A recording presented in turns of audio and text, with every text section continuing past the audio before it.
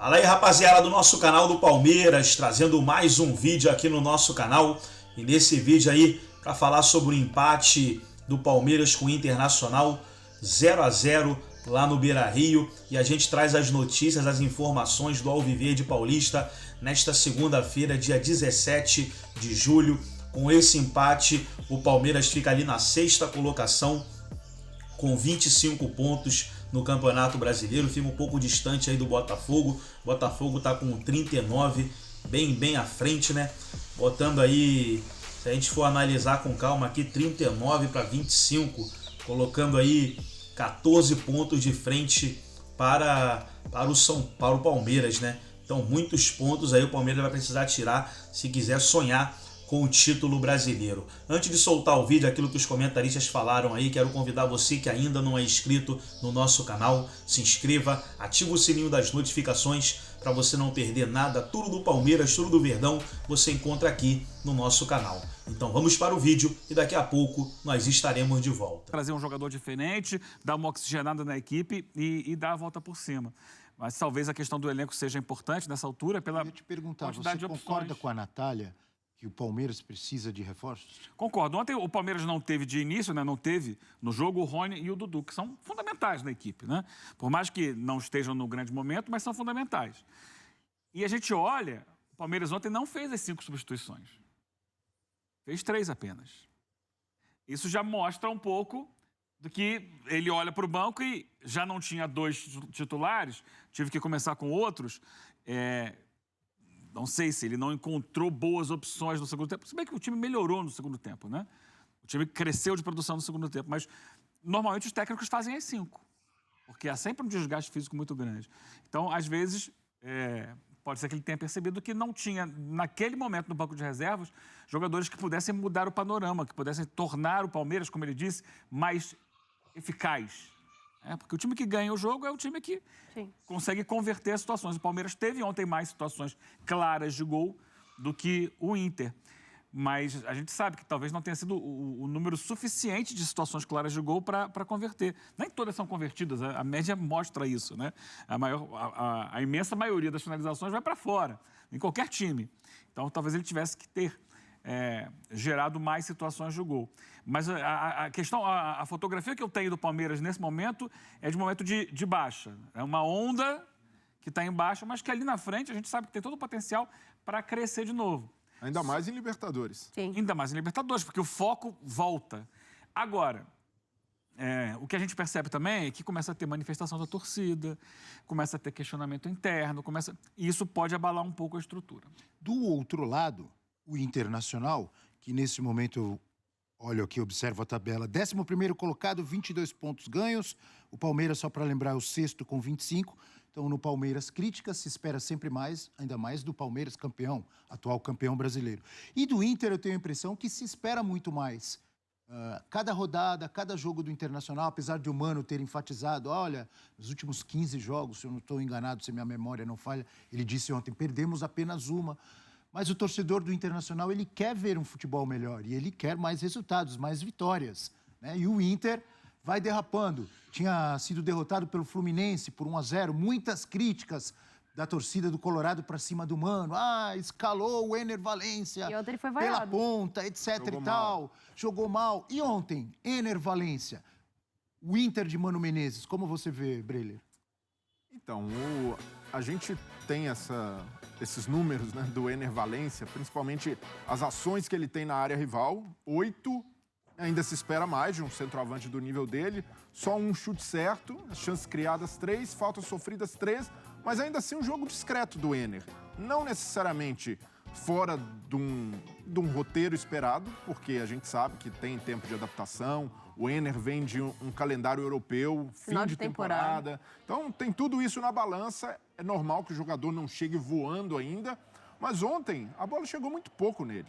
Então o Ener Valencia foi obrigado muitas vezes a sair da área, se deslocar, como o Luiz Adriano só que o Luiz Adriano, com a idade mais avançada, também já não consegue fazer esse papel o tempo inteiro. O Ener até tem um pouco mais de mobilidade, mas ainda assim, se você tem um centroavante como ele e a bola não chega bem, a bola não chega em condições, ele vai ter poucas oportunidades como essa daí, que acabou parando no Everton.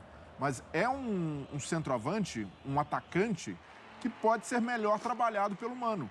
No primeiro jogo, ele tentou a experiência, o Enner com o Luiz Adriano, não funcionou muito bem, porque o Enner acabou sacrificado, teve de recompor muito pelo lado. Nesse jogo, ele saca o Luiz Adriano, vai com o Enner, mas não tem criação suficiente para abastecer esse centroavante. Então, ele perdeu o Maurício, é claro, o Maurício ajuda demais na mobilidade, na criação do Inter, mas não é só isso. O Inter tem pecado muito para criar o jogo. O Arangues fez a primeira partida como titular, ajuda a melhorar a saída de bola, mas não é esse jogador para fazer articulação. O Alan Patrick, quando é bem marcado, o Inter não consegue ter soluções além dele. Então, de fato, é um Inter que pode explorar melhor a capacidade desse grande reforço que contratou. E o que preocupa a torcida do Inter é que no primeiro jogo do Enner, o Mano já veio com essa. Ele precisa se adaptar ao jogo. Peraí, o Enner Valencia tem que se adaptar ao jogo ou o Inter precisa se readaptar às características do Enner? E eu vejo que é por aí. O Mano vai precisar adaptar o jogo dele ao Enner. Mas é um super craque a ponto disso? Não necessariamente, mas para você explorar o melhor desse grande reforço que o Inter contratou, precisa ter um esquema que o favoreça. E o esquema que melhor favorece o Enner Valencia é jogar com 2 atacantes e um atacante que aproxime dele, com quem ele tenha com quem dialogar. E aí entra no sistema Maurício, Alan Patrick, que vão chegar de trás e abastecer esses 2 atacantes. Mas dessa forma, o Enner jogando isolado, precisando sair muito da área, vai ser um reforço subaproveitado. Então a torcida tem razão em partes em reclamar, o Mano pode potencializar esse time. Agora, é preciso também estabelecer alguns limites. Sou totalmente contra a ideia de saída do Mano Menezes. Eu vejo que ele pode aprimorar muito do jogo do Inter. Pelo que foi o ano passado, se esperava até mais do Inter nessa temporada, mas ainda assim vejo que ele é o treinador para tocar esse projeto até o fim do ano, mas sendo cobrado também, e que as cobranças sejam justas. E a cobrança, nesse momento, é fazer com que o Inter se adapte à ideia, à característica do jogo do Enner Valencia, e o Mano vai precisar repensar isso. O Internacional tentando se acertar lá na frente, na parte ofensiva, no seu ataque, mas lá atrás, John cada vez melhor. Ontem pegou muito mais uma vez. E o Rocher, goleiro da seleção uruguaia, chegando para disputar essa posição, Eugênio Leão. O Rocher é muito bom goleiro, né? Ex-nacional, Copa do Mundo. Mas eu não entendo a contratação no momento em que o John está se firmando no gol do Inter, né? Pois é. Por que foi buscar? Eu acho que é um bom goleiro, o John. Imagino que já estavam buscando antes. E outra coisa, o John e o seu reserva, eles não conversam muito, eu digo, porque oscilou demais. O Keller começou bem a temporada, caiu. E oscilou. Então, acho que talvez por uma tentativa de ter um terceiro goleiro para dar segurança, porque, né, se seguir ali o John, começou muito bem e depois começar a cair de produção, você tem que ter um cara ali, um terceiro nome muito forte. No caso, não vai ser o terceiro, vai ser o primeiro, né? Você não contrata um goleiro de Copa do Mundo para ser reserva. Isso que eu imagino. Imagina o Rocher, que é goleiro da seleção uruguaia, vai ficar quietinho. Ele não vem para ficar Ele no chega banco. para ser Vai ficar no titular. banco de reservas? Ele chega para ser titular. Ele não chega para ficar no banco, até porque você falou, o goleiro da seleção. Sim. Ele vai perder lugar na seleção, se ele não jogar. Mas tira o John agora? Essa é a questão. Mas olha o que está acontecendo no Flamengo. Contratou o Rossi, o Matheus Cunha indo bem. Não dá para tirar o Matheus Cunha. Não dá para tirar, assim como o John. É semelhante, né, a situação. Tirar um goleiro que está bem, está passando segurança, é contestável. Então o John, todo jogo para ele vai ser uma prova de fogo, porque tem um goleiro que chegou com esse status. Mas nesse momento, para mim, o John é o titular. Se o John ficar suspenso ou machucar, já viu, né?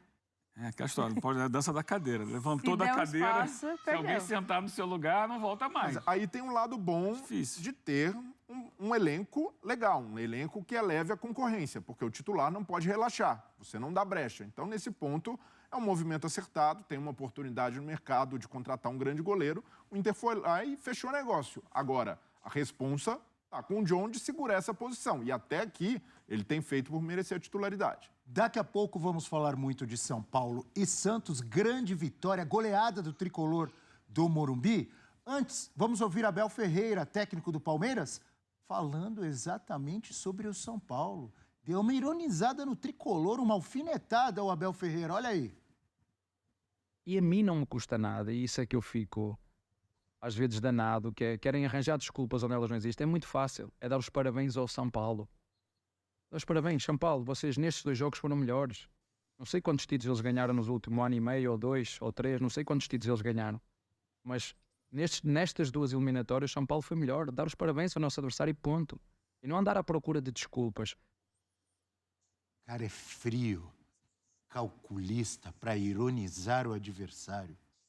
Fingindo que está elogiando, quando na verdade está alfinetando o tricolor, hein? Ah, mas tem um contexto aí que o São Paulo, quando venceu, deu Claro. aquela zoada legal nas Sim. redes sociais. Postou, provocou, inclusive o Abel. Então, certamente também ele está respondendo às provocações do outro lado. Então, o Abel tem um jeito dele peculiar, às vezes dá essa ironizada, às vezes acaba sendo meio cínico nas respostas, mas nessa daí tá ali, é uma coisa de rivalidade.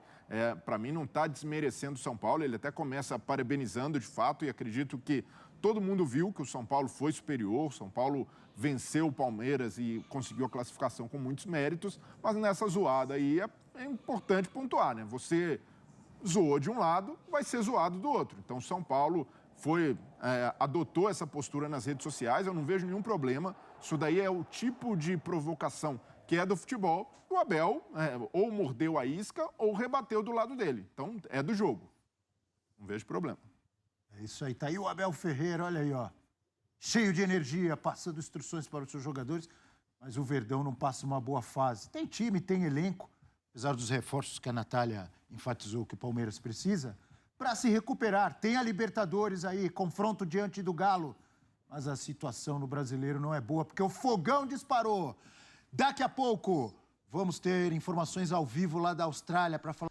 Então tá aí, pessoal, foram os comentaristas aí debatendo o empate entre Internacional e Palmeiras, 0-0 no Beira-Rio, resultado que não foi bom para o Palmeiras, né? Pela tabela, Botafogo venceu, São Paulo venceu também, encostou. Então o Palmeiras precisava de uma vitória, né? Próximo confronto do Palmeiras será contra o Fortaleza no Allianz Parque. Gostou do vídeo? Deixe o seu like, se inscreva no canal, ative o sininho das notificações. Forte abraço a todos e até o nosso próximo vídeo aqui no nosso canal do Palmeiras.